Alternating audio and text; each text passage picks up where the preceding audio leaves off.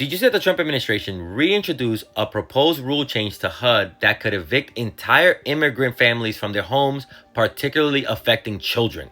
Trump already tried this in 2019, but it didn't go through because of the pandemic. The Trump administration is reintroducing the proposal that if one undocumented person lives in that house, and that house is getting services from the Department of Housing and Urban Development, then the entire family living there may be kicked out of that home.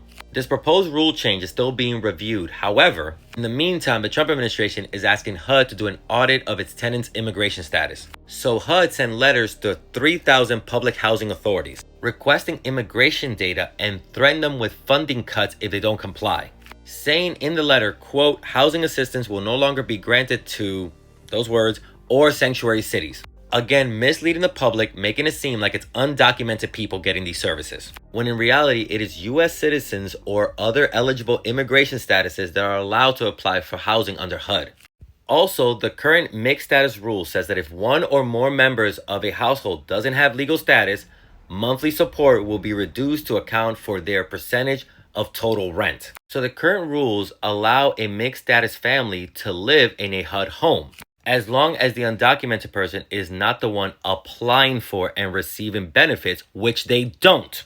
Now that changes to that if one person is undocumented, the entire family needs to vacate. This could possibly affect over 100,000 people, including 55,000 children. The Trump administration continues its cruelty against immigrants, especially children. If these new HUD rules go into effect, they could start in DC, given Trump's takeover of DC. And who knows if this just ends with evictions.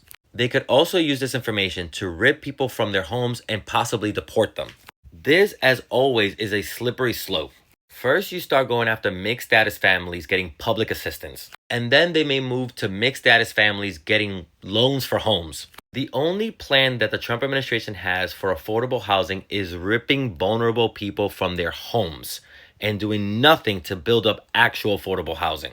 This is still very much a developing story, so I'll bring information as it comes in. And as always, please consider supporting me on here so I can continue bringing stories like these.